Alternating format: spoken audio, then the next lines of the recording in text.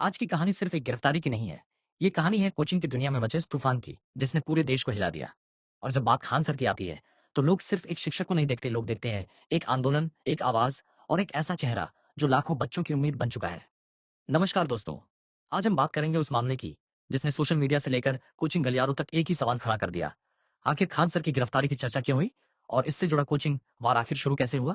चलिए पूरी कहानी को आसान भाषा में, तेज रफ्तार में समझते हैं। सबसे पहले साफ कर लेते हैं, जब भी किसी बड़े शिक्षक, कोचिंग संस्थान या लोकप्रिय शख्सियत का नाम किसी विवाद में आता है, तो खबरें बहुत तेजी से फैलती हैं। कई बार आधी बात सच होती है, आधी अफवाह, और यहीं से शुरू होता है भ्रम, गुस्सा और सोशल मीडिया का शोर। खान सर, जिन्हें देश का बड़ा हिस्सा उनके पढ़ाने के अंदाज, मजेदार उदाहरणों और छात्र हितैषी छवि के लिए जानता है, वे लंबे समय से चर्चा में रहे हैं। उनकी लोकप्रियता सिर्फ कक्षा तक सीमित नहीं रही। यूट्यूब, सोशल मीडिया, प्रतियोगी परीक्षाओं की तैयारी करने वाले छात्र, हर जगह उनकी पकड़ मजबूत रही। लेकिन जब कोई चेहरा इतना बड़ा हो जाता है, तो उसके इर्द गिर्द विवाद भी उतने ही बड़े हो जाते हैं। अब सवाल उठता है, गिरफ्तारी की बात क्यों आई?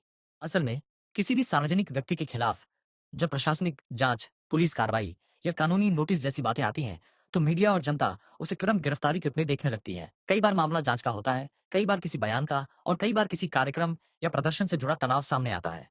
खान सर के मामले में भी लोगों के बीच तरह तरह की चर्चाएं चली। कुछ ने इसे कानूनी कार्रवाई से जोड़ा, कुछ ने इसे विरोध से, और कुछ ने इसे कोचिंग जगत की अंदरूनी लड़ाई का हिस्सा बताया।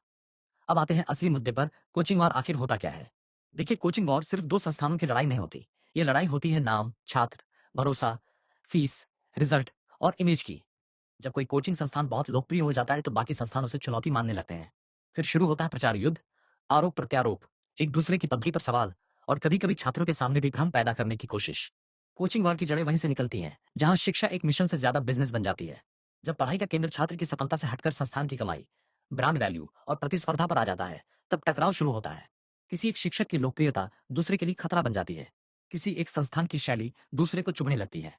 और फिर सोशल मीडिया पर बहस इतनी तेज हो जाती है कि असली मुद्दा पीछे छूट जा। लेकिन सबसे जरूरी बात क्या है? यही कि हम किसी भी मामले को अधूरी जानकारी के आधार पर जज न करें।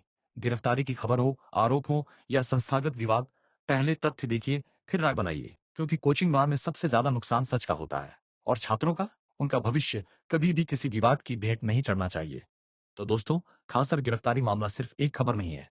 ये आज की शिक्षा व्यवस्था, कोचिंग संस्कृति और सोशल मीडिया के बढ़ते प्रभाव का आईना है।